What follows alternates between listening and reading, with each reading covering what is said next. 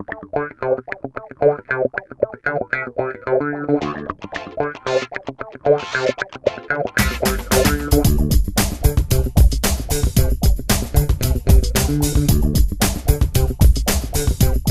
is my lecture slash demo slash group conversation that I do every semester about how to voice the guitar. We're not going to actually voice it today, but I've got several examples here on the bench you're welcome to take a look at after the class if you want to come by and tap them. I've got classical, flamenco, and steel string guitar tops and backs here on the bench. I highly recommend coming by and tapping them. Be very careful with them as you do it. The way that I tap them is I place a finger into the sound hole like this, just kind of hang it on my thumb, lift that up across my body, put it up next to my ear, and come in and tap over the bridge area. And you can do it this way, or you can do it this way. Okay?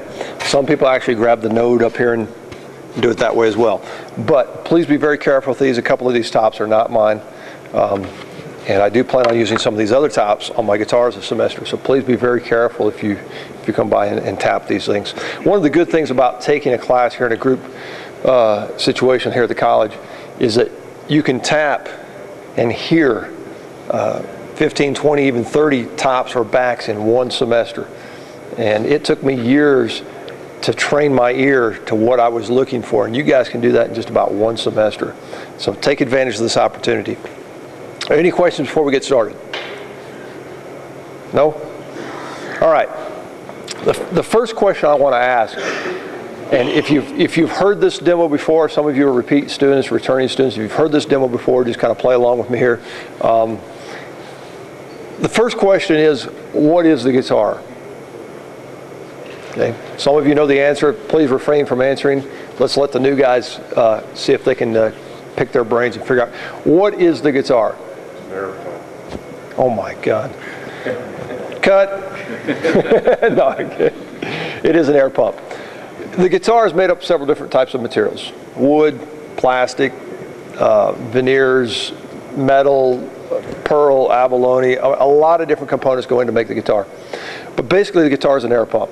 You've done some studying before. Yeah, I saw it.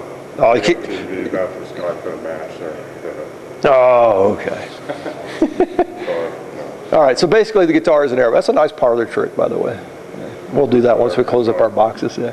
Basically the guitar is an air pump. Oh, by the way, if you want to go above and beyond and you want to study more about what I'm going to talk about today, I'm going to just hit the surface of it. If you want to go more in depth, you can study what Irvin Samaji has to say about the subject. He has a couple of books out on the subject. He also has a class he offers. There's also some information available on the internet. I'm going to refer to a place in Australia that's done a lot of research on the acoustics of musical instruments. They have a website. So if you want to do a Google search and go above and beyond, you can go a little bit more in depth. But basically the guitar is an air pump. It's got to move air. And I've got some props here I'm going to use today to help exemplify moving air. I brought in my phone book, just delivered this week. Brand new, right off the press. And I'm going to use this as an air pump. How efficient is this at pumping air? Not very efficient at all. So let's try something else. Why don't we try this piece right here. This is just a piece of scrap plywood I pulled off the scrap pile over there. Am I moving air? Yeah. How efficient is it? Yeah, it's a little bit more efficient than that phone book. It's a little lighter. Not very efficient. I can find something more efficient. Okay. So I've got my kid's paddle. I took the ball and the rubber string off of it here, but how's this for moving air? Better? Can we do one better? All right. And this one has been floating around in my bag all semester and got broken. I've got to take better care of my props. How's this for moving air? Good. Oh yeah. This is a great design for moving air. This is what a guitar is. A great design for moving air. Now, to move air, if you're a guitar builder, you need to think like a structural engineer. Two types of engineering we need to talk about: structural engineering and monocoque engineering. And you guys who speak French, help me out here. It's monocoque, monocoque, monocoque. Okay. Two types of engineering. The structural engineering is just like the name says. The structure is what is important. And a good example of that is back in the early 20th century when they started building airplanes. The internal structure of the airplane is what held that thing together. Then they would put cloth or other material on the outside to use it as an airfoil to help create lift and stuff. But the internal structure is what was important. Yeah. And in the 20th century, 20s and 30s, when the price of aluminum started coming down, then they started using the aluminum as an outer skin. And after a while they discovered, wait a minute, we can remove some of the internal structure from this beast and use the outer skin as a structural element for the design. And that's what they started doing. This type of construction is also known as semi-monocoque. And a good example of that is the Volkswagen Beetle. Those of us who are old enough probably had a Volkswagen Beetle. I had several. The actual frame of that design needed the body to help hold it together. Any questions so far? Everybody's following me? This is going to get pretty deep here in a few minutes, so you guys, if your eyes start glazing over, let me know, and we'll take a little break here. In the monocoque engineering design, the skin, the outer skin, became part of the load-bearing emphasis of the design. I'll give you some examples of the monocoque engineering design from nature. For example, picked this out of the refrigerator this morning. This is a perfect design in nature. The outer skin is the load-bearing. There's no internal parts in this, okay? The actual load-bearing design is on the outside. Here's a man-made example. No internal structure whatsoever, but very, very strong. If you try and crush it in a certain way, it's very soft, but the other way, it's actually very strong. Another good example would be a cardboard box. Very lightweight, but the design, the external structure of it is what holds the thing together. Okay, questions about this type? So, all right. Put away my props again here. My wife loves it when I give this demo every semester. I start pulling things out of the fridge and grabbing the fan and stuff. All right, so the guitar is an air pump. What is it supposed to do? Pump air. Actually, the guitar should be an organizer of vibrational modes. Okay, sound distribution. So as an engineer of this instrument, we need to think of how we can couple things to resist the tension that's going to be pulling on the instrument, but also how we can distribute or couple those nodes together. A guitar is an organizer of vibrational modes. This is especially true in classical guitars. A classical guitar has about half the amount of tension that a steel string guitar has. Steel string guitar, you have approximately 180 pounds of tension pulling on that guitar. It's like me standing on the guitar. And a classical guitar has about half of that. So if you're building, those of you in the classical guitar class, if you're building a classical guitar, you need to think about building the guitar to release tension rather than withhold that tension, because there's not a lot of tension in that instrument. If you're building the steel string guitar, if you're in the steel string class, you need to think about resisting that tension, keeping that box from imploding. Okay? Questions about that? Everybody with me so far? So in general, the more wood you have in the sound box, the higher the pitch of that instrument. It's more dense.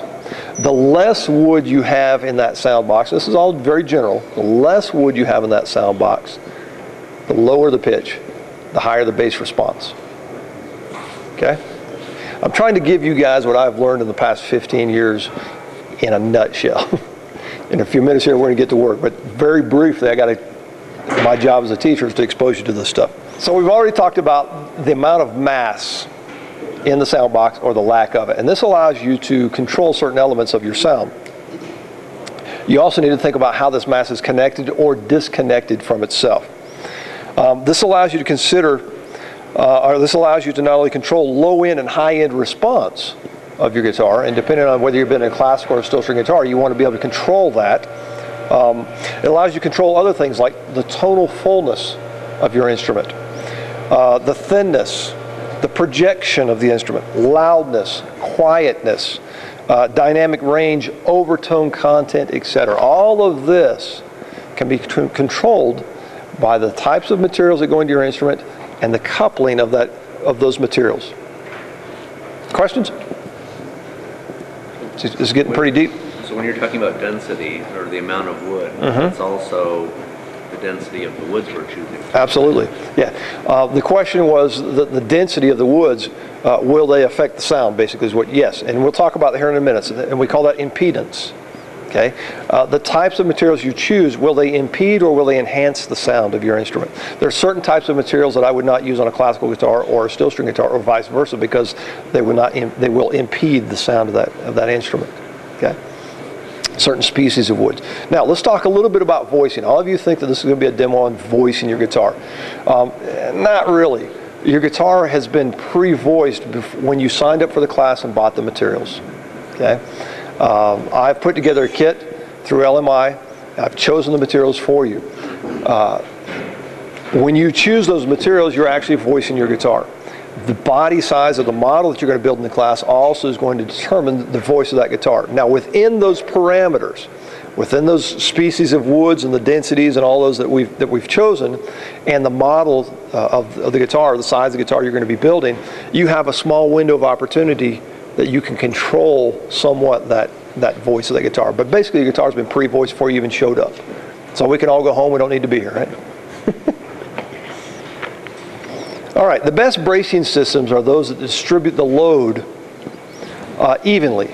And I've got some examples here I'm going to show you. This is called coupled stiffness. This is an example of a typical Martin X brace. All I've done is put it in a frame. And most of the examples I'm going to show you here are for steel string guitar, but some of the concepts will translate into the classical guitar as well. So coupled stiffness. Let's think about a boat. Pontoon boat, riggers, everything's very stiff. As it goes across the sea and hits those waves, it's very choppy, and it just kind of bounces along the top of the waves. Everything is working evenly. Think monopole, and I'm going to throw out some terms here for you, and I'm going to associate those to the actual guitar building process. Think monopole. Everything is in unison, and that's exactly what this is here. I've got a typical Martin X brace, tone bars, finger braces, all mounted on a frame, moving in unison. If I were to tap on this and were somehow that we could have a slow motion camera on it and see it, we would see this moving in unison. It wouldn't be choppy. It'd be very stiff, like that, like the outrigger or the pontoon boat bouncing across the top of the waves. Now, this is very good for like a warehouse roof, but not for guitar building. Okay, too stiff, way too stiff. So let's loosen it up a little bit.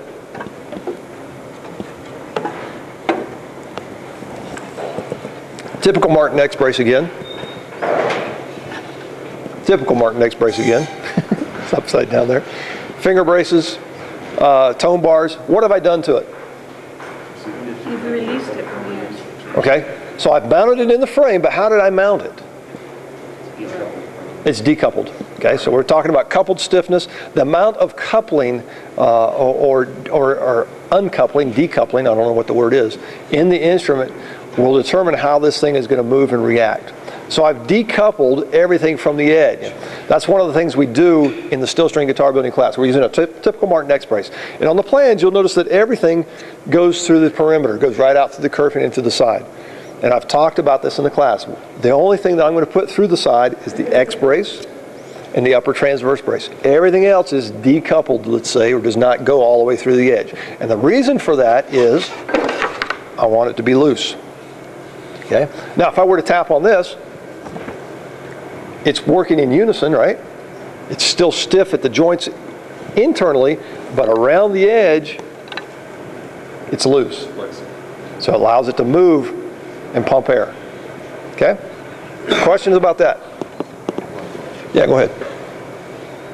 With it this way, with the X brace coming out and this piece coming out, and the rest of them inside, is that structurally, does it make it a little weaker and easier to blow apart on you? No. It's still strong enough to resist the tension, but it allows it to move more freely. Okay? If I were to put all of this through the side, in other words, it's going to be attached to the frame, it's going to be too stiff. It's not going to move. It's not going to pump air as efficiently as if I don't put those through the side. Okay, remember, we want this thing to pump air. In my opinion, now this is just my opinion, the best guitars are those that go right up to the point of implosion and then back off just a skosh. Okay? Once again, my opinion, the old pre-war Martins, if you look at them, they've got that belly behind the bridge and that sloping down just in front of the bridge right before it gets to the sound hole, because over the years that tension has been pulling up on that guitar. Those guitars sounded great. They're just to that point of structural implosion integrity that they're allowed to move. They're free. Okay. Now the plywood factory guitars you get from the Orient, you can take them to the beach. You can use them around the campfire, but they don't sound very good, do they? Because they're very, very stiff. Okay. So like with an arch top, how does that differ with what you're talking about here? Arch top's a little different beast. Okay, you have a carved plate instead of a pressed plate like we're using here. Okay, you still want it to be responsive. You still want to get a response, a tonal response out of your instrument. But it's a little different idea about what's going on as a carved plate as opposed to what we're doing here. I think on the arch top, there's only an X brace as well. There's different types of bracing systems in arch top. Jeff is the mandolin teacher over there. You want to elaborate on that, Jeff? The arch implies a certain amount of stiffness, so you don't need the bracing. Right. The braces are generally more there to vary the stiffness, to change the voice, but the arch will carry the weight. Does it pump air more or less than Differently. Okay, let me see if I can elaborate on that for the tape here. The question was, what about arch top guitars? Now the arch, according to Jeff, our mandolin instructor back there, implies a certain amount of stiffness and structural integrity, and therefore you can remove some of the internal braces, correct? Okay, it's still pumping air, but in a different manner. Okay, now remember at the beginning of the lecture I said to think about your bracing system as sound distribution, an organizer of vibrational modes, and a jazz arch top guitar, a violin plate, a mandolin plate will do that in a little different manner. Okay, does that sound about right? I think so. Okay. Thing to consider too is the sound hole on the guitar is different than the F holes that you would see on the Right. arch top. Yeah. Smaller holes containing more sound. It's moving air in a different manner. Okay. Do you want to elaborate on the double tops at all? Or? Not in this lecture. No. That's a little different ball game. Back to, let's see, let me just back up here. I was talking about this one here. So this one has the rubber bands around it, moving in unison. Now a well-designed guitar brace will move in unison. Okay, you want it to move evenly. You want it to move as a unit. You want it to be coupled. Remember that concept of coupled stiffness. Okay, you want it to be stiff in some areas, loose in some areas. And this is a good example of where we would want it loose around the edge. Okay, but it's moving still as one unit. Now that would be a great guitar top, but the warehouse roof, probably not very good. You don't want that thing flexing around the edges. Now, let's go back to our pontoon boat, and let's imagine that all of our connections on that pontoon boat are weak. Let's say they're rubber bands. And as it goes across the wave, what's going to happen? It might be a little smoother ride. Not necessarily. Well, not necessarily, but it's going to kind of absorb Like shocks. like shock absorber. Is that a good concept for a guitar? Do you want your materials or your bracing design to absorb? Not necessarily, Not really influenced. Okay. So here's an example of that. Typical Martin X brace again, finger braces. What I've done is not only loosened it around the edge, but I've also loosened it at the connecting points. I've got a little piece of cardboard that I've glued on there, and so each one of these is working now independent of the other. Okay? So not only is it moving in unison, but it's also moving in other ways. And it can be an impeding factor to the tonal response of your guitar. Okay? Questions? No? All right, we'll put these away until next semester. Now, I need to talk a little bit about monopole, which we just talked about, moving in unison. I need to talk about dipoles. This is a good example of what a dipole would be. There are two types of dipoles. Cross dipole Anybody have any idea what cross dipole is? Side to side. Okay, so your bass side would be moving up and down. Your treble side would be moving up and down. But they would be moving like this, side to side. We call this cross dipole. Okay, and if we were to examine a guitar under, some type of slow motion camera or something where we could see this movement going on, you would see that cross dipole action going on. Okay, now what does this mean for guitar building? What does cross dipole mean? Bass side goes up, treble side goes down, vice versa, and that translates into loudness in close proximity. Okay, flamenco guitars or fan brace classical type guitars are a good example of cross dipole, where you have one side of the top going up and the other side going down. Yeah. All of this has to do with that concept that I threw out at the beginning of the lecture of coupled stiffness. Okay. You want it stiff, you want it working in unison, but you also want certain other factors going on. One example is if you're building a classical or flamenco guitar, you want some of that movement going on side to side or cross dipole. Now, there's also another dipole called long dipole. What would be an example of long dipole? End to end. Well, you did your homework before you came to class, huh? I'm impressed. So instead of going side to side, it's going end to end. So behind the bridge would be moving up, in front of the bridge would be going down, and vice versa. Teeter-totter. Yeah, and we call this long dipole. Okay. What does this mean in as far as sound? Now, the cross dipole is loudness in close proximity. Okay. End to end would translate into carrying power. Okay. Sustain higher frequencies. Okay. Now let's think a little bit about classical guitar, steel string guitar. In a steel string guitar, by the nature of the beast and the amount of tension in there, you get screaming trebles, but you got to work on the basses. For a classical guitar, it's the exact opposite. You're going to get screaming basses, but no trebles, because there's just not enough energy in there. So as you're building your guitar, this is food for thought. Long dipole, cross dipole, things that perhaps you want to couple or uncouple your bracing system to work with to help get that response that you want in your guitar. If you want to go to that site that I mentioned in Australia, I'll give you that website later. They've done some studies on the acoustic properties of instruments, and I highly recommend you read that. Your eyes will probably glaze over about halfway through it, but it's still a good read. So we talked about what the guitar is. It's an air pump. We talked about it being an organizer of vibrational modes. How should the guitar do that? Okay, I have a top plate, a piece of spruce, for example. How am I going to organize all those vibrational modes and things going on that we just talked about here with these props that I showed you? How can we do that? Bracing structure. With the bracing structure. Now, think of the bracing structure as not only an organizer of vibrational modes, but as sound distributors. Okay. In a steel string guitar, yes, they are structural as well, but you need to think of them as distributing vibrational modes or sound distributors. In a classical guitar, much less structural and more of just sound distributors. The X-brace, typical traditional Martin X-brace, and the 7-fan Torres design that we've been handed down over the years is a good example, a good way of organizing these vibrational modes.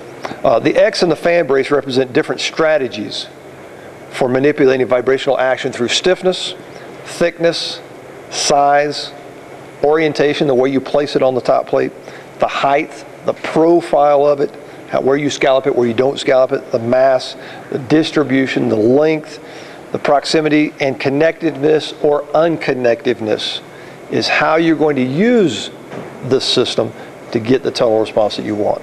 Now, if the guitar top is the heart of the instrument, then the back is the lungs. And I brought a couple examples of guitar backs in here. Okay. The guitar back is what's going to allow the top to function properly. Basically, there's two types of backs, ideas or theories. I have a couple YouTube videos that talk about this. Reflective and responsive. The reflective, can you give me an example of reflective? Okay, so in other words, a very stiff back, so it would reflect the sound waves off of it. Responsive would be, The opposite. So it's helping influence the top. In other words, it's working together with the top. There are two schools of thought.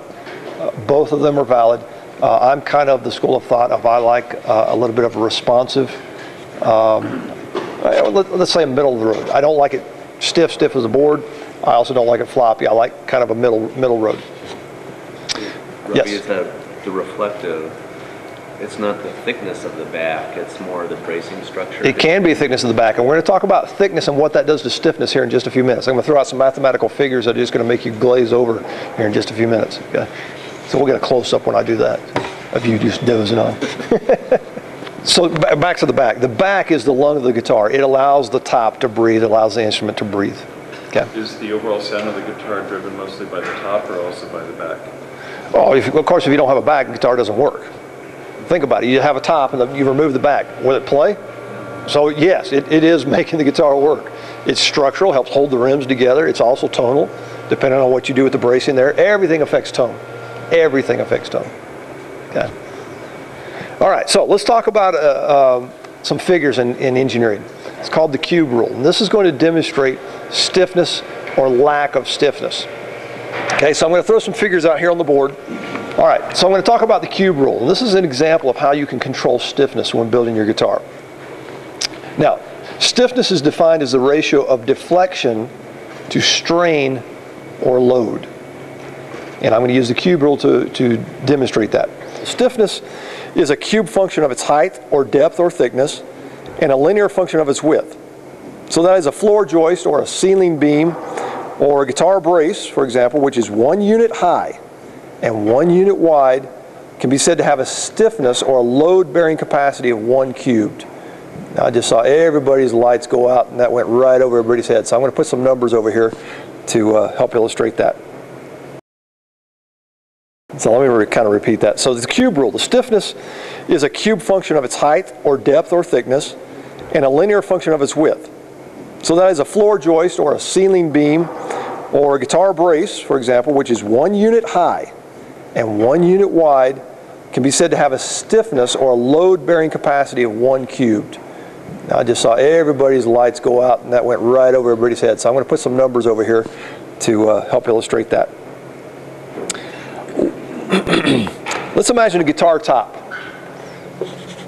Let's go with a nice round number of 3 millimeters thick. Okay?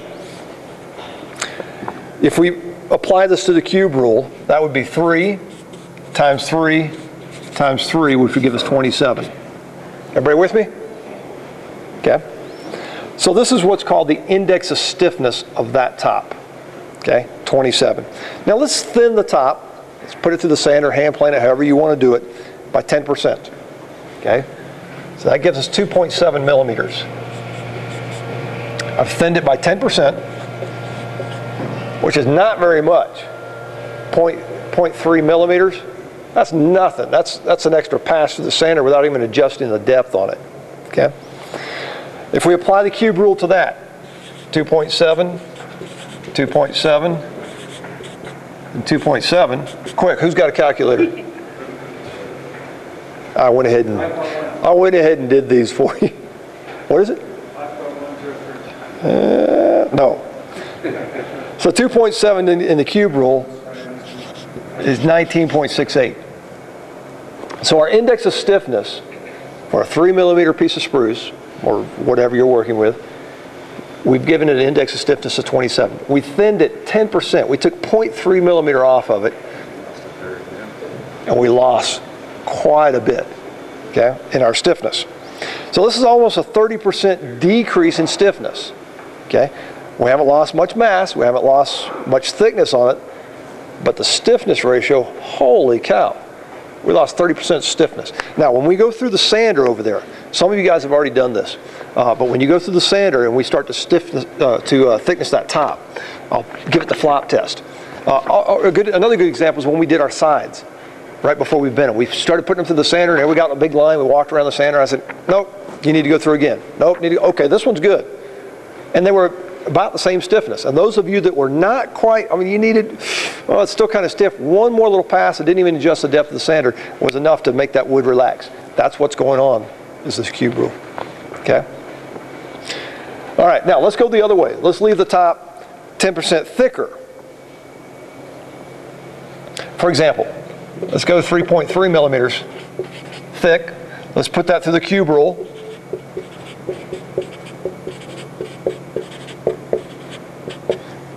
All right, you math whizzes, what do we got? 36, 35.9. There you go. 35.9, let's call it 36, okay? So we've gone the other way. We've increased the stiffness, or the index of stiffness is 35.9, which is 133.1% of 27, okay?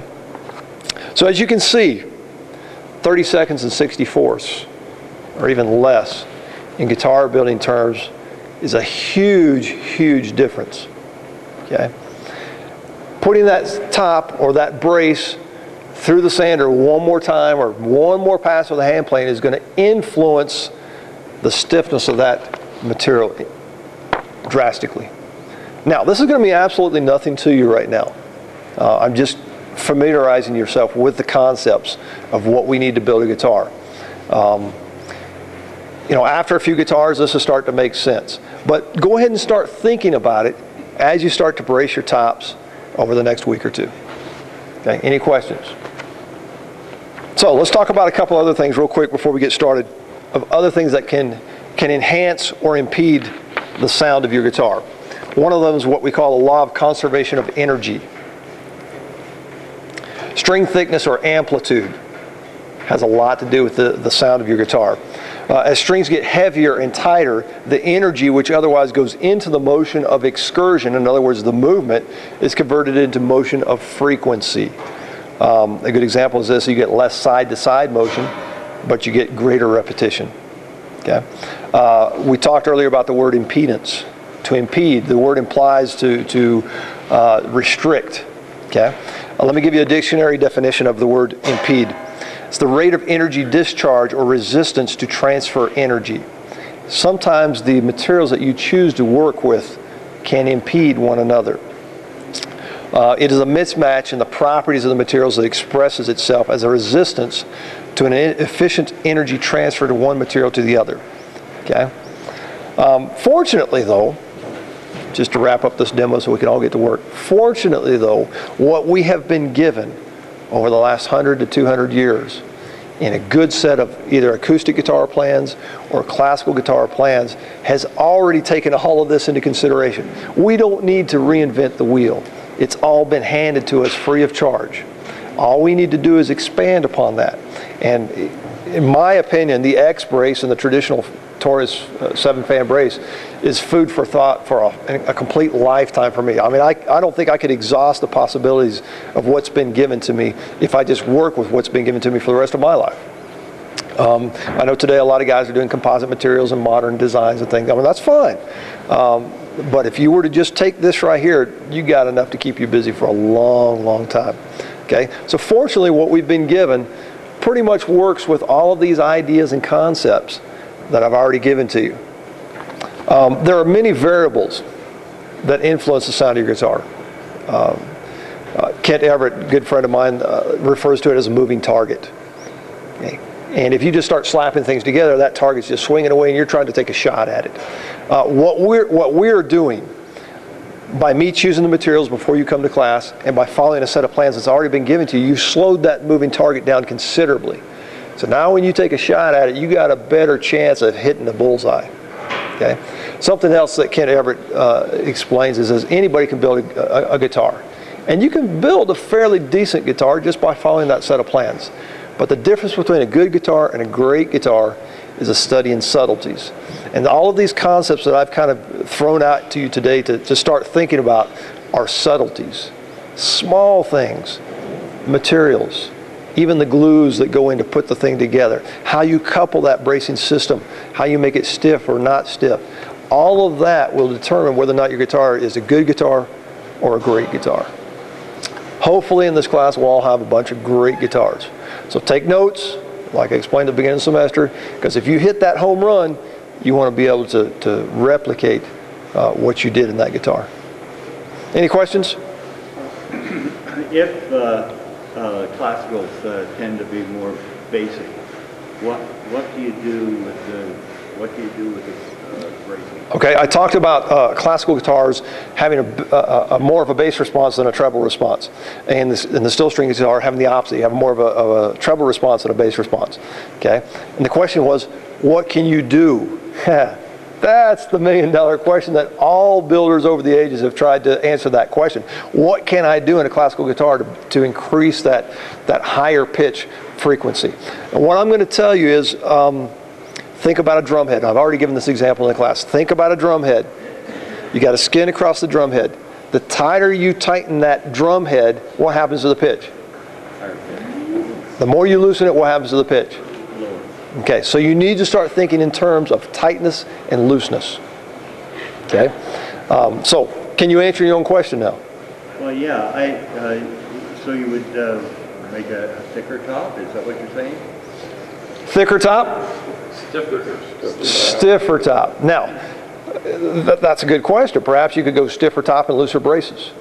Or you could go looser top and stiffer braces. In a classical guitar, all guitars, but especially in a classical guitar, you need to think about mass. There's only so much kinetic energy that those strings can put into that instrument. And you've got to get that top moving. Remember, the guitar is an air pump. We want that thing moving. We want it pumping air. And if you got a lot of mass on there, is it going to pump efficiently? No. Maybe not. Okay. So all of this is food for thought. Now, if you can take all of these little concepts and put it together, boy, when it all comes together, it's a beautiful thing. It really is. So my top works. Yes. When I stretch that over the bracing, is that going to make it stiffer?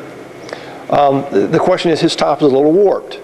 When he puts that over the braces and domes it, will that make it stiffer? We're going to thin that top so much it's going to relax and that warpness will go away. So that's not really an issue. One thing that, putting it over a dome is, for example, how much dome? Do you want a tighter radius or a smaller radius? What's that going to do? Let's say if we went with a 30-foot radius on our tops, which is what we're doing. Okay. Let's say we bump that down to a 25-foot radius, a little tighter. What's that going to do? Stiffer. Okay. What's stiffer going to do? Pitch is going up. We're building a steel string guitar. Do we want necessarily more of a treble response? No. So I've chosen for this class, and this is something you can experiment with, after the class or when you build your own guitars, different top radius. Okay. I've chosen a 30-foot radius for this class. Could you bump it the other way and go like 35 or 40? You could, but you need a little bit of doming for a structural integrity standpoint. Okay, hang on just a second, Jim. When you're increasing the radius on top also, you're also increasing the strength as well. When you increase the radius, you're increasing, the structural integrity. Absolutely. Yep. So the tighter it is, the more structural integrity. I mean, it's like an arch in engineering. Okay. Now we've got to find that happy medium. How much stiffness do you want? We got to have that thing pump. Yes. Robbie, going back to the question of decreasing radius, accentuating the treble in classical. Say again. Going back to the question of accentuating treble on a classical guitar. Yes.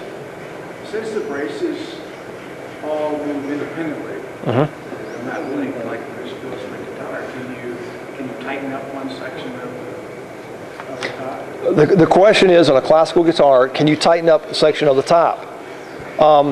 This is a concept I learned years ago. You don't want to think in terms of left and right side of the top. You don't want to think in treble and bass. It doesn't quite work that way.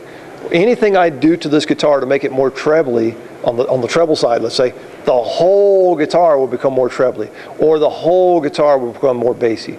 Okay. Now, here's some things that I do on my guitar. I'll just kind of throw this out there if you want to try and increase your treble response. To increase treble response, we need stiffness. Okay. And I don't necessarily do that in thickness per se, but I do that with my braces. And you may be able to see on this guitar where I laid out my bracing pattern, and then on the last brace over here on the treble side and on the bass side, I put it on this side of my mark over here, the last brace, and I put it on this side of my mark over here. So what am I doing? I'm trying to close that angle just a little bit and come across the grain a little bit more. In my opinion, it's going to stiffen that area a little bit more. Now, there may be times where I don't want that. Maybe I have a really floppy top. I would probably do that. If I had a little, like a piece of Euro spruce or something that's very stiff, perhaps I wouldn't do that. Now, that brings up something else. Species of wood. Euro, Engelmann, Lutz, Cedar, Sitka. I mean, they're all different species of wood. And sometimes within that species, in the same tree, you'll have different stiffnesses. Okay? You need to take that into consideration as you build. Okay? Is this a floppy cedar or is this a stiff cedar? Is this a floppy spruce? Is this a stiff spruce? And the only way you're going to get experience by doing that is by building. I mean, you just got to build. And then you'll know that, oh, wow, this is a really floppy or this is a really stiff piece of spruce. Okay? Same thing, just one more thing. Same thing about structural integrity. How do you know where that point of structural integrity is? Well, you're not going to know unless you go by, blow right past it one time and have a guitar implode. And it happens. And then you know, okay, I can come back just a little bit. There's my line of structural integrity. Okay. I think Mike had a question. Yes. You've got two different classical tops. Yes. The one in your hand, is it more going to be more trebly than the one just below because it has the two more perpendicular? Okay, question is, classical top with the harmonic lower bars there. This is a flamenco top. This is Jim's flamenco top. No harmonic bars. Okay? What he's got is lower braces and wider. What I've got is narrower braces and taller. Put that through the cube rule that we just talked about. Which one's the stiffer top? The taller one. Taller one. This is the stiffer top. Which one's the looser top? The flamenco. Okay? Flamenco, you're looking for the wilder sound, whereas with the classical, you're looking for a more controlled Right. sound. In classical, I want a little more refined, controlled sound. The flamenco, I want a little more guttery, unrefined sound. And traditionally, what flamenco builders have done is taken out those harmonic bars down there. In other words, there's not as much cross-grain stiffness going on down here, and the word harmonic is implied. You don't have as much harmonic overtone series. You don't have as much richness, let's say, or color to the sound. You have more of rhythmic, guttery type sound, and that's why. Plus that won't have a bridge patch as well. I was just going to say. And there's no bridge patch in there. Bridge patch on a flamenco guitar. Okay, Heidi. How do you deal with overtones? The long dipole then? How do we deal with overtones? Long dipole? Yeah, do you use your long dipole and work your braces longitude to get more overtones then? How do you get more overtones? Here's what I think about overtones, and I learned this by going to the point of structural integrity on a steel string guitar. I started by building classical guitars. In classical guitars, you got to think thin. Is this beneficial for everyone, or do we want to get to work? We're good. Is this okay? I'm always really conscientious about your time. And if you guys want to get to work, I mean, we can dip this in the bud and get right to work. Just let me know. So I learned this, I started by building classical guitars. And classical guitars, you want to think thin. Okay, because there's just not a lot of energy. And when I started building steel string guitars years and years ago, I started applying that concept to the steel string guitar. And I started going really, really thin on my tops. Now I had to beef up the bracing system just a little bit there. Until I refined my ear, I thought I had a really great sounding steel string guitar. What I was getting was a very rhythmic, quick attack, but a very quick decay of the fundamental note. No sustain. There was sustain, but there wasn't a lot of color, overtones. There wasn't a palette of that rich mid-range, let's say. It was just a pop. It was a pop. It was literally a pop. Very quick. And I actually had a professional player play one of mine one time, and he said, wow, this is very rhythmic. And he started doom, doom, doom, doom, doom, and it sounded great, but it's a very quick decay. So what I do, what I think of as overtoned, I think is the mid-rangey, woodsy, and then the name implies wood. You need wood. So I leave a little bit more wood in the guitar to get that. Okay. Now, all of that, I mean, the long dipole, the cross dipole, all of that comes into play. But what I think of is a little bit more wood in the instrument. I want a little bit more color in there. And that goes back to what we were talking about, the classical and the flamenco. I've got more wood in this one. This one has more wood removed. This will have less richness, overtone, color than this one will. Did that answer the question? Okay. So your strings have all that tension on the top, which is trying to keep some of that vibration from happening, right? The strings are keeping vibration from happening? You have that extra pressure on there, which is going to keep that top from flexing as much. Right, so it's under tension, right? So it's not the thickness as much as it is the bulk of the bracing, the height. It can be both. Thickness of the top, for example, if you went thin top, you would probably want to beef up your braces a little bit. If you went thicker top, perhaps you could remove some of those braces or go lower, less mass. You always got to think in terms of mass as well, because we've got to get that top pumping. And I mean, if there's a brick glued to it, it's not going to happen. And the Engelmann seems so soft compared to the Sitka. So how does that affect? Is that the density, or is it just? I always think in terms of stiffness. It is soft. To me, that presents a problem as a builder of, if I drop a chisel in it, or if I have a piece of debris on the bench as I'm working, yeah, it's going to dent. But I still think in terms of mass and stiffness, whether it's soft material or hard material. Okay, now obviously I wouldn't want a piece of rosewood on my top. It's very hard, but what about the mass? It's too heavy.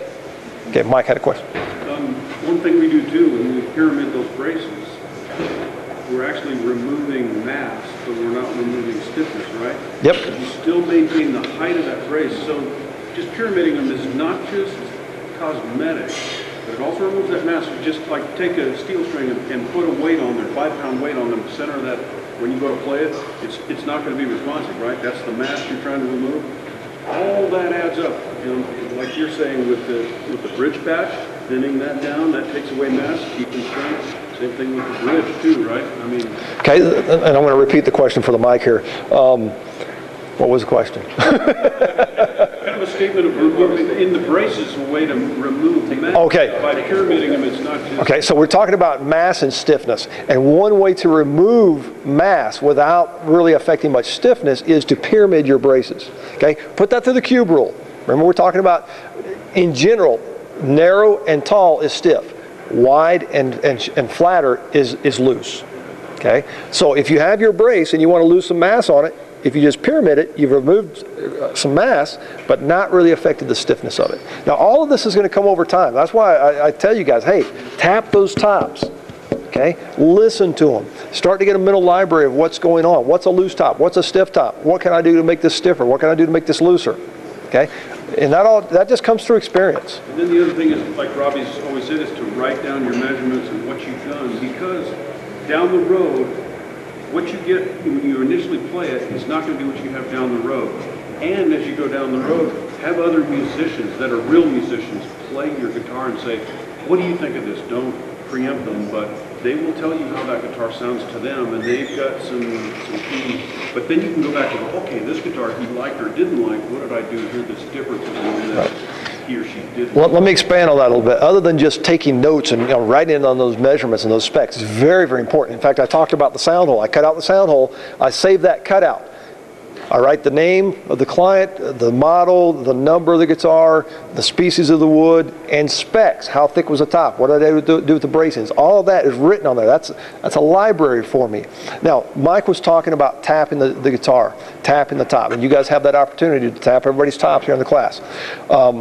Let's talk about tapping. Everybody says, voicing the guitar top, voicing the guitar. Well, it's not really voicing it. It's just making it more responsive or less responsive. The voice is already there. You just need to bring it out or impede it a little bit. On a classical guitar, we don't have nearly as much to work with as we do with a steel string guitar. On a steel string guitar, you thickness the top, you're tapping it. Well, actually, let me just kind of go through what the tapping process is here. You get your wood from LMI, you open it up, it's about 4 millimeters thick, and you tap it and you think, wow, it's got this crystal clear ping to it. Man, this sounds great. And then you go ahead and join it. And then you tap it again and think, whoa, it still sounds decent, but boy, the pitch dropped. Why did the pitch drop? It's a larger surface. It's looser, right? So the pitch is dropped. So then we start thicknessing it, either by hand with the hand plane or through the sander. We start thicknessing it. On a steel string guitar, we don't take it thin enough that there's nothing left. It's still got some resonance to it. Sounds pretty good. On a classical guitar, you're going to thin it to the point that you're going to think you ruined it. It sounds like a piece of cardboard at that point. Okay, still string, you still have something there to work with. Then what do? We start bracing it back up. Then you start tapping it, sounds like a bench. Oh my God, I've ruined it again. Then we start shaving things in strategic areas and we bring that sound right back into where we want it. So it's controlled demolition and construction of this top during the entire process. Now, as you're tapping it, for a classical guitar, there's several points in the guitar building process you want to remember, okay? Basically, on a classical guitar, we're shooting for specs because there's not really much to listen to there. But if you pay attention throughout the process, for example, I usually tap it before the braces go on. There's really not much to listen to there. It sounds like a piece of cardboard, but you'll be surprised how you have stiffer and looser pieces of cardboard. Okay? Then I start bracing it, and before I start shaping everything, I tap it again. I listen to it. Not really telling me too much, but it is something to listen to. Then I start shaping everything. I get it all shaped and all braced. I listen to it again. Okay, sounds fairly decent. Then I put it on the guitar, and guess what? Everything changed. Why did it change? You got a guitar attached to it. Because now I got a resonating chamber and I got stiff edges. I've been tapping it. I mean, the vibration just been coming, dissipating out into the air. Now they're stiff around the edge. Okay, so I remember that. I make a mental note of that point. Then when the strings go on and I actually play the guitar for the first time, that's when I'm going to know if it's a good guitar or a so-so guitar. Okay? And if it turns out to be a good guitar, then I want to remember what it sounded like at this point and all those other steps I talked about. Okay? If you get to the end and it didn't sound good, and you got to remember all those previous points too, and think, what can I do to get a little different sound? So you got several areas you can associate with that final sound. Now, steel string guitar is a little different. At this point, it's been voiced, and we have something to listen to. I mean, there's some mass and there's some structure there. Not so much on a classical guitar. Okay? Yes? So as guitars age, that sound changes from when it was first built, right? Yeah, and then we're starting to get into different definitions of sound. What is sound? What's your guitar sound like? Okay. Awesome. Loud, balanced. What does that mean? But it does change though, right? Yeah, I look at it as into openness. People say that spruce opens up over time. Cedar is pretty much what you get out of the gate. I think about it, the guitar is opening up. Basically what it is, we've taken this tree out of the forest and we've shaped it and put it together into what looks like a guitar. It still thinks it's a tree. Over time it will start thinking, okay, now I'm a guitar, so I'm going to start behaving like a guitar. But so as you build, if you get a sound that you really like as a fresh build, our chances are that you'll still like that as it ages, or can it change enough that it's a completely different? It can change. I've had guitars lose their voice. Humidity can change the voice. Humidity. I had a Brazilian rosewood guitar that when I was going to music school, I bought the guitar in Brazil. It was built in Brazil, probably at 100% humidity. I brought it up and I went to school in Atlanta, high humid environment, but during a winter day one time, and I had a wood burning stove in the cabin I used to live in, and I took it into school and my guitar teacher said, man, this doesn't sound good today. Well, the next week I went back for my lesson, it had rained. And he said, man, that guitar sounds great. What changed? The humidity. That was it. Yeah. Is that fast? Oh yeah, oh yeah. I have a story about Paul Galbraith. Anybody know Paul? Grammy Award-winning classical guitarist, plays an 8-string Brahms guitar. He's going to be here in town. Is it next month? He's going to be playing at the Denver Classical Guitar Society. A good friend of mine lives in Brazil. He told me one time that he had a guitar that was just really hard to play. He loved the sound, and he plays it upright like a cello. He's got a cello pin coming out, and he plays like this. Very interesting style. But he told me it was just really, really hard to play. And then, so he got another guitar, put the first guitar away, and started playing the second guitar. And the first guitar, one time he picked it back up, and it was just dead. Just had lost its voice, lost its soul, I think is what he told me. And he told me he thought I was jealous of the new guitar. You know. But after a while, the new guitar became hard to play, and he thought, well, let me grab the old guitar. And he picked it back up, and it came back into itself. So he said he was jealous of the other guitar, but who knows? But yeah, they can lose their voice and gain their voice depending on the strings and the humidity and all kinds of different things. And if you believe in that kind of stuff of jealousy, perhaps. One thing I wanted to talk about, Robbie, too, is like the different grades of wood and maybe how they affect because because some people think that because the wood is denser and there's finer grain that it's actually stiffer. That's a misnomer. That's not always true. Right. Okay. So the question is, species of wood, tightness of grain, does that affect stiffness and non-stiffness? In the past, the guitar building world was, okay, it's got to be tight grain. The tighter, the better. Well, now we've learned that that's not necessarily the case. In fact, you'll see guitars these days. How wide that is. I don't know. You'll see guitars these days where, it's pretty tight spacing, but as it gets farther out, the grain starts getting wider and wider. Now, part of that is just due to the fact that the great tone woods that, the really tight grains that we used to have access to, we don't have access to anymore. The trees are not as wide as they used to be, they're narrower. But it's becoming accepted in the guitar building world these days because they think that, okay, wider grain, a little looser around the edge. Now, in my online guitar building course that I did this past year, I talked specifically about how to evaluate top wood, soundboard wood. And I pull out several different pieces of spruce and cedar, and I talk about tightness of grain, looseness of grain, fibers, how long it is, color. I talk about all of that in my online guitar building course. But in a nutshell, I don't like very, very tight grain. I don't like very, very wide grain. I kind of like a middle of the road. What's interesting is if you look at some of the old guitars that Torres built, the halves at the top aren't always book matched. You'll see one side, maybe the treble side, having a tighter grain, and you'll look at the bass side having a wider grain or what would appear to be a looser grain on it. They're cosmetically not identical, but they were done. Let's talk about cosmetic for a second. What's the difference between master grade and, say, a 3A or even a AA top? Beauty. Sometimes just cosmetic. Yeah. That's it. That's it. Now, having the bear claw in there, does that? Bear claw is a little different issue. It's not like a run out. It's just a figure that, and some people say that the bear claw is stiffer because of that.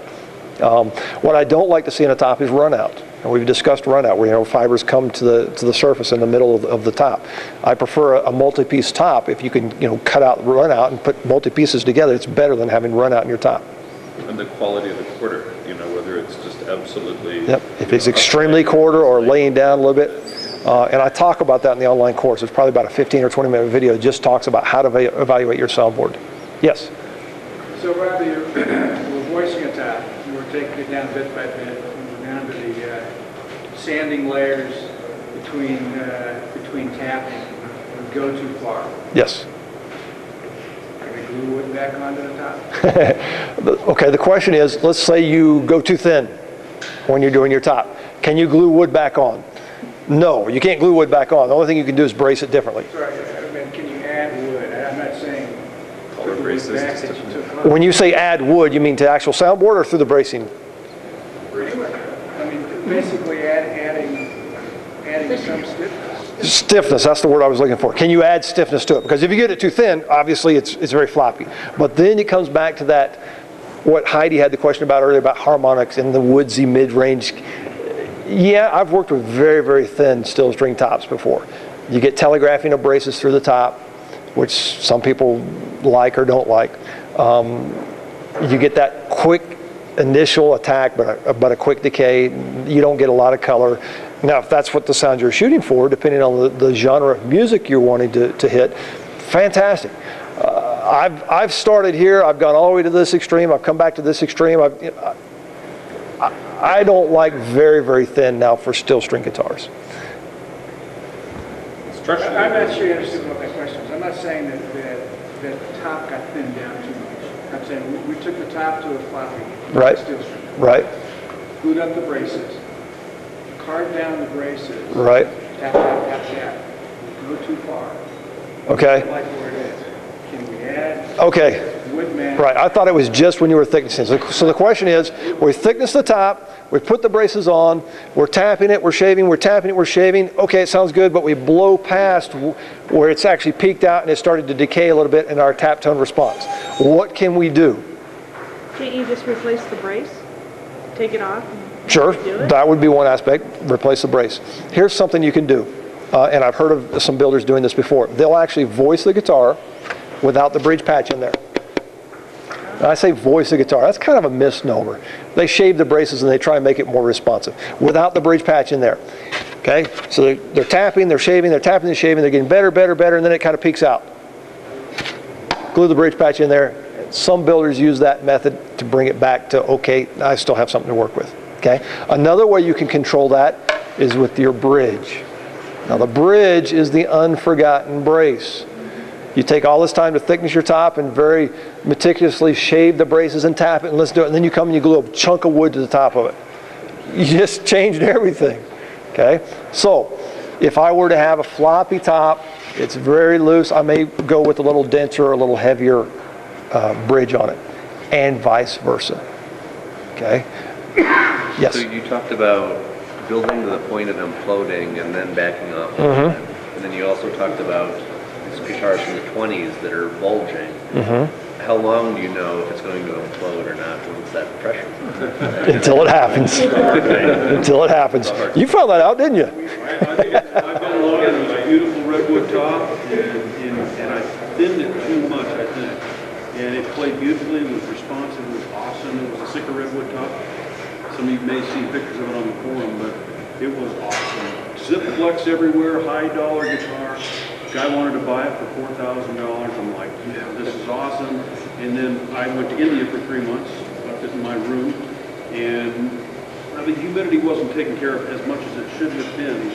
And I came back and it was really low pitch, and so I brought it back up to pitch. I didn't play it, I just brought it back up to pitch, and the next day I came in and it was floppy again. I'm going, oh my gosh, somebody's been in here turning these screws, turning the machines. And it turns out that the bridge was coming off and it was starting to come apart. The structure, the braces didn't come apart, but the top well, there's several factors. It could have been some run out, and the brace may have failed just a little bit, as well as the top being too thin, and then it kept deflecting, and then you put more pressure and the glue kept going, but it took 6 months. It took 6 months to get to that place. It doesn't, sometimes it'll happen immediately, but it could take, and it does, the guitars do change over time. Did I build a good guitar or a bad guitar? Depends on who's playing it, what their style, do they finger style, are they strum? Yeah. So whatever they hear, I've put the same guitar in many musicians' hands and say, tell me what you think. So, oh, this is amazing, I've never heard anything like this. And they come back and somebody else says, well, it just doesn't have the treble that I'm looking for. So it's all personal preference. Anyway, it can take a while for it to implode where it can be. Mike, was that a terrible thing to do, though? Yeah, I routed the top off and put a different piece of wood on there. It's extreme, so I ended up reversing the process, taking the top back off, putting another top back on. Not of that beautiful piece of Sitka redwood that I, fell in love with the oranges and browns. So I was looking at the cosmetic side of it, as well as responsiveness of redwood, but I'm fearful of redwood. I've got a few of those out there now still that I'm kind of scared. Greg, a quick question? Yeah, I think one of the things that you didn't really talk about in the lecture so far was like focusing the sound and the stiffness of the side. And you used to give the example like throwing the pebble in the pool. Oh, okay.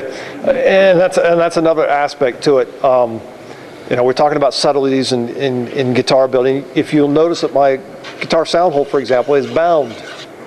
Okay, and let me tell you why I do this and why we bind guitars, because you're looking at a bunch of end grain out here. End grain is very susceptible to changes in humidity, but I also think it's a tonal reason. For example, if you have a swimming pool, you drop a rock in it, the wave starts to travel across there and it hits a concrete barrier, the side of the pool, and it starts coming back. It's putting energy back into that swimming pool. Not just dissipating on out until it just dies. And where those two waves are hitting each other are called the node. Okay, and that's why you can grab a piece of wood up here in the top corner. What you're looking for is that node, or that sweet spot, so that you're not impeding the sound as you tap it. Okay, so that's why I bind my sound holes and also the binding, because you're exposing end grain there. It could be one of those subtleties, but remember, the difference between a good guitar and a great guitar is a study in subtleties. So just to review real quick, what's a guitar? Air pump. Air pump. What's a guitar supposed to do? Pump air. Pump air. It's also supposed to be an organizer of vibrational modes. How is it supposed to do that? Well, you guys didn't pay attention, did you?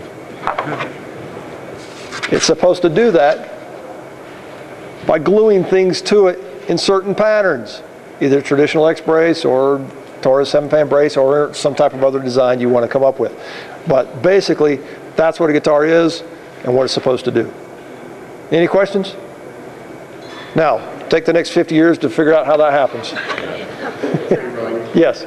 You know, a lot of guitars recently have a highly figured top. Yes. I've never seen it on a classical, but the acoustic steel strings. That to me seems like those sounds would be able to travel as good as having a figure like that. Okay, now when you say figure, what do you mean? Hardwood, softwood? You know, they just the prettiest wood, I guess you could Okay. say. It looks wilted. And, Okay, very good question. And you hit on it. The question is, I've seen a lot of steel string guitars, not very many classicals, but I've seen a lot of steel strings with a lot of figured wood on the top. First of all, it's a marketing cosmetic issue. But why didn't he say, I've never seen it on a classical? Why did he, let me rephrase that. Why did he say he has never seen it on a classical? sounds like going to travel through that very good. Remember we talked about grain run out? All those vibrations, if they're traveling along the wood and all of a sudden they run out to the top of the top. Okay? Yep. Now, we don't have as much energy in a classical guitar as we do in a steel string guitar. We got energy left over in a steel string guitar. We're trying to tone it down. Maybe that's perhaps why you can get away with using figured wood on steel string guitar top. Besides the beauty of it, people like it and that kind of stuff. Okay? Other questions? Are we done? No. I'm sorry for taking so much of your time. Usually this lecture lasts about a half hour to 45 minutes.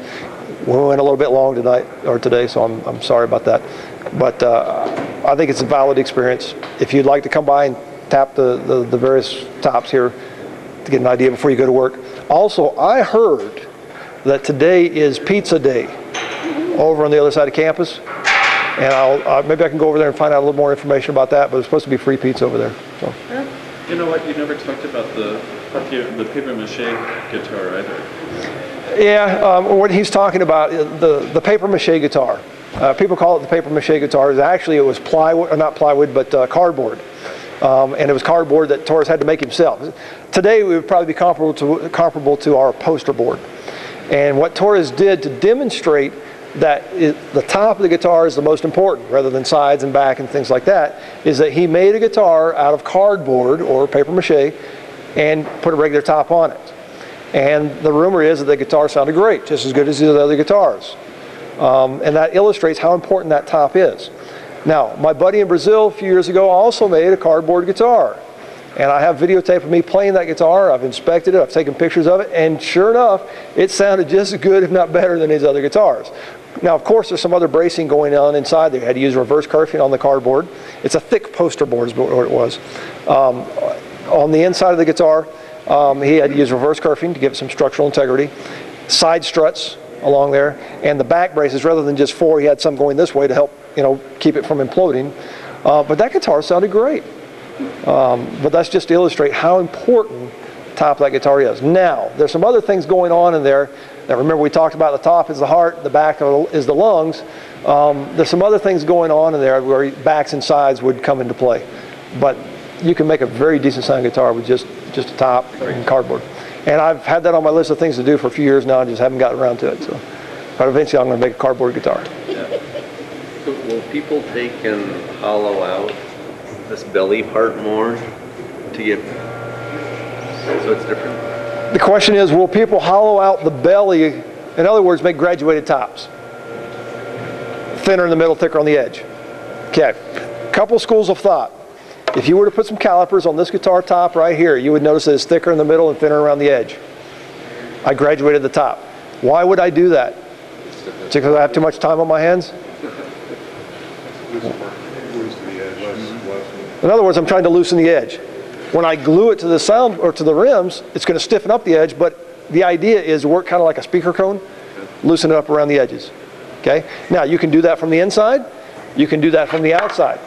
And some guys, steel string builders, Ken Everett taught me that, if you're just not getting it, as a last resort, you can run some sandpaper around the edge, try and loosen that up a little bit. Perhaps that will get you what you need. Now, there's another school of thought that does the opposite. Thinner in the middle, thicker around the edges. Play around with it, experiment. Okay? Are we done? I think I read somewhere that finger pickers like OM-size guitars. Mm-hmm. Is that because of treble response or something compared with? Finger pickers like OM-size guitars. It's just a good all-around versatile guitar. You can strum it, you can pick it. It's not like a big dreadnought where you know, the big dreadnought has the big boomy, voice to it. You can compete with the orchestra or the band or whatever. But it's more of a rhythmic strumming type guitar. Although there are guys that pick them, I think it's just kind of a personal preference. Okay, we're done. Let's get to work. Thank you. Thank you, you guys.